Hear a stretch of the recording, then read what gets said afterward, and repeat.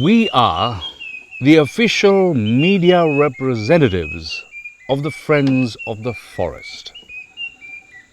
Well, in order for us to be able to do our job efficiently and correctly, we do, as the Wild Asia TV team, spend a great deal of time in the jungle.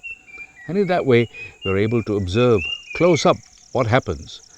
And it is also our responsibility to report on what we see and what we find, and usually which is hidden from view, and bring it to you live, the way we saw it and the way it has been captured on camera. So we trust you'll enjoy and relish the opportunity that we now have to see what we have brought for you today. Okay, so join us then for this little ride around the forest and see what's happening now.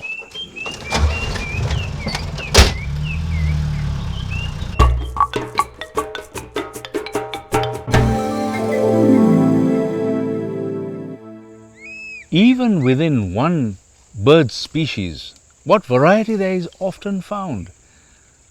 This here is the serpent eagle. Kind of a scary name. But the serpent eagle has been given that name because it feeds on serpents which it hunts. Take a look, a close look. How fortunate it is to have someone who can foretell an event. Then you can be aware of any problem that may befall you prior to its actual happening. We call them forecasters. Here is a friend who forecasts the weather. The crested serpent eagle performs a valuable service as a weather bureau to the numerous inhabitants of the jungle. Identified as the crested serpent eagle, it is rarely that one notices its crest. But if disturbed, the crest becomes visible. It usually flies around during daytime, very proudly. And do you know its preferred food? Serpents, of course. A manner in which one walks bespeaks one's character, or something like it. In the case of this giant, well, there's a special story in the manner that he walks. Despite the great amount of avoirdupois it must carry, nevertheless there is a certain grace. Here you are witnessing the eye-catching majesty of an elephant of the highest caste, Siddhantha. How he carries his massive bulk with measured tread to a set time indicates that the elephant walk has been handed down from generation to generation. Although it has an exalted position in jungle life, he is an example to us on how to live on this earth without being a burden to anyone. Good wishes to you, O elephant that walks around like the Mahamera mountain. Anyway, the elephant walked very close to us and looked at us with great interest. Would you know where the wildfowl spends its nights? Well, actually, the wildfowl is ever so particular about security. And once it ascertains for itself where is the safest, that's the place it will choose to spend the night. So although it is a wild fowl, the fact is that it is a rather engaging and friendly, even harmless creature, and that's well proved by this action. Shaking itself awake after sunrise, this bird is paddling along looking for some breakfast. To these birds, the dangers are many, so one cannot be too careful. It can fly only short distances. At the first hint of danger, it runs into the safety of a bush.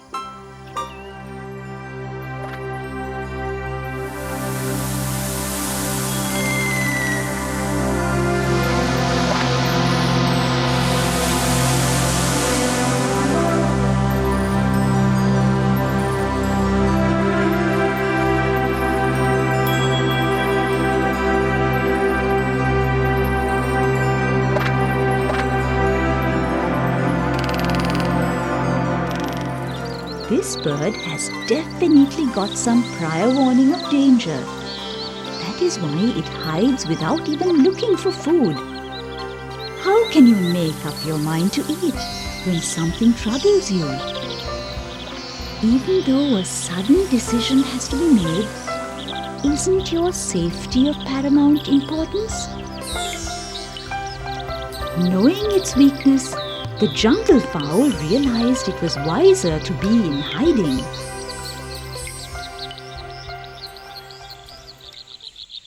Before being caught up in the intricacies of nest making, just like us, the birds also fly free. Until, of course, there's a little problem and they need to drown their sorrows a little bit. Well, we met this one who seems to have just such a problem. We inquired as to what it was all about.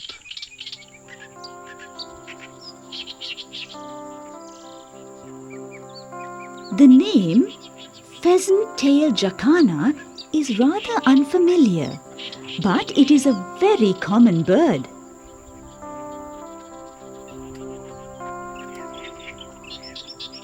Marshes, waterlogged abandoned fields and lakes that abound in water plants are their common habitats. It has long webbed feet that can walk easily on the leaves of water plants. The nests are made so that they are able to float on water. The pheasant-tailed jacana carries its eggs from place to place.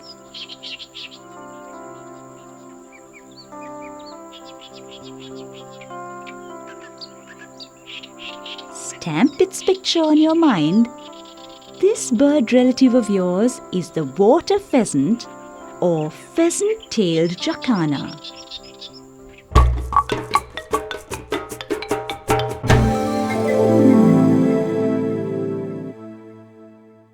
Here in the jungles of Sri Lanka, the months of May, June and July are very special for the animals because the palo trees are in season and the sap is dripping sweet. And you know, they're so eager for this, the bears have a bear fight. At sunset, darkness slides over the thick forest in readiness for a long night. It is also time for most animals to come out of their lairs. Although not so fond of the heat of the day, it was time for this lone bear to take a stroll. It came out of its lair and walked down the road to rid itself of the boredom of loneliness, as well as to find a meal to appease its hunger. Similar to humans, when alone, bears too just roam where they fancy. But we were able to sense its intentions clearly when it started sniffing round the palu tree, otherwise known as the Manilkara hexandra tree. With its ultra-sensitive sense of smell, it was apparent that it was looking for that delicious little fruit, palu, that has been a delicacy of bears from time immemorial. The manner in which the animal sniffed the ground to find this delicacy and the way it enjoyed eating this tiny fruit was so obvious. Its sole attention was concentrated on finding the fallen fruit. After eating all the fruit on the ground, it looked up with longing at the fruit still on the tree. It seemed quite annoyed that the tree had decided to retain some of its fruit and not give it all up for the bears. When a bear walks, it's rather comical, as the forelegs seem bow-legged. Its sharp paws are very useful when gripping the bark of a tree. They help to pull the weight of its huge body.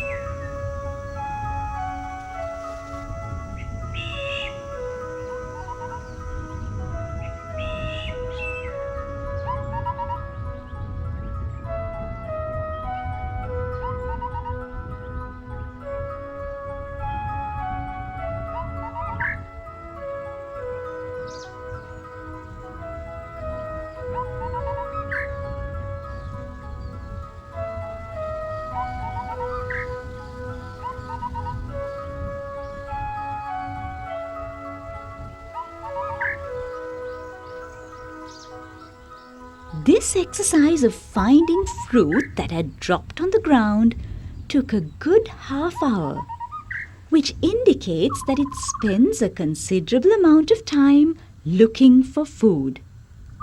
With most animals in the jungle, including bears, finding food is a major preoccupation.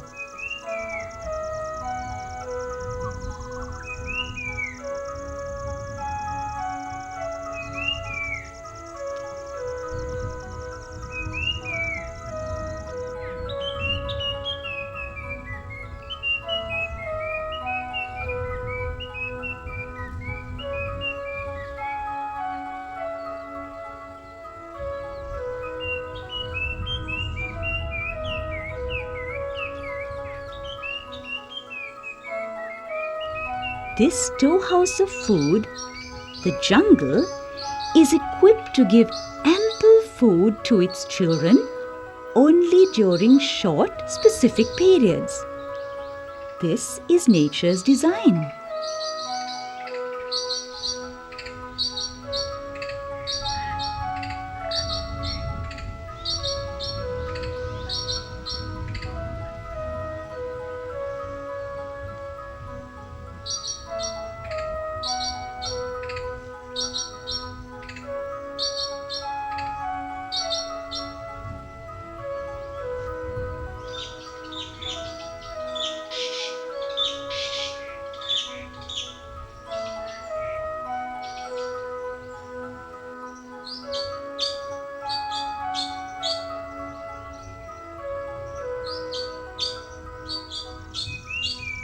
The bear is omnivorous. It greedily sucks in insects as well as larvae from bee colonies with its long snout.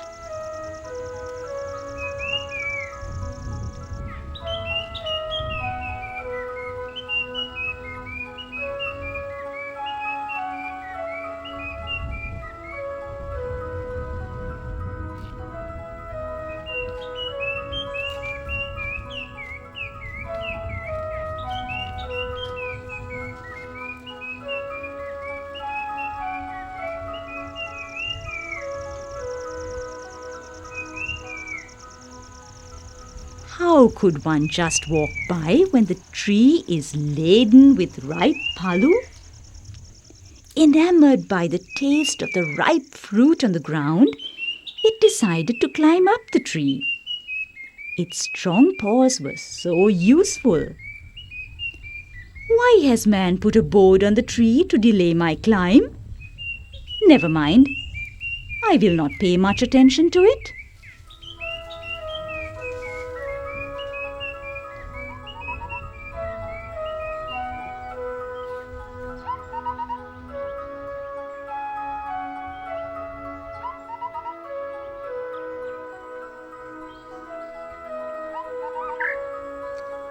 The bear climbed the tree with ease, and going from branch to branch, it picked the ripe fruit.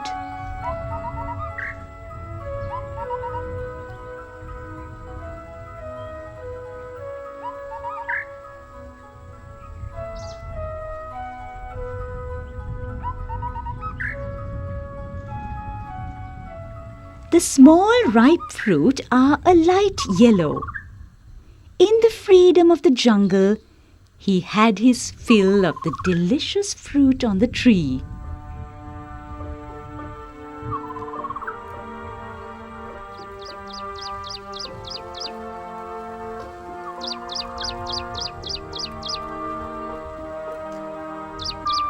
It is believed that bears have impaired hearing. Suddenly excited, this fearsome animal stopped eating the fruit, came down the tree fast and ran away.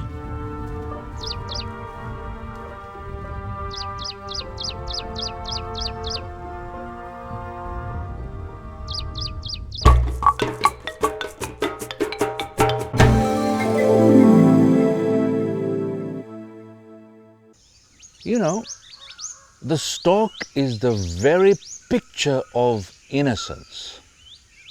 That is, until it spots a fish in the water, and then it immediately transforms, gives up its dignity and becomes a hunter. And the stork is ever so sly. Oh yes, it creates an image but acts differently from it. Well, we know people like that too, don't we? Usually storks do their hunting in the water, but this particular stork does it while on dry land. And what it preys upon, just take a look and see. The usual diet of these cranes, known as painted storks, is fish. But if occasionally they get other food, they relish that too, for variety. It is not a fish this time. Can you guess what it is? It is actually a venomous serpent. Ready for any eventuality, the painted stork is attacking the serpent.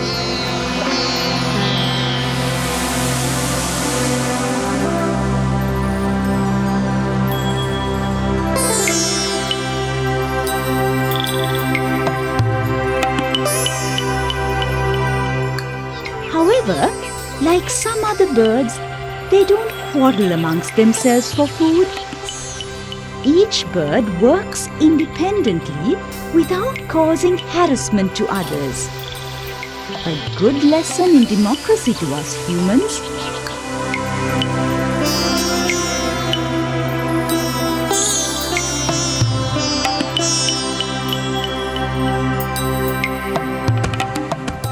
Look at that graceful walk. It opens its beak, immerses it in the water, and while the feet churn up the muddy water, in goes a whole fish into its mouth.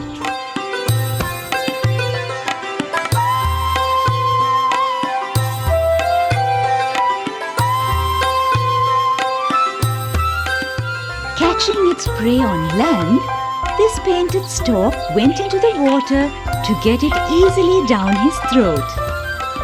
Eating while in water must be a habit inherited from his forefathers.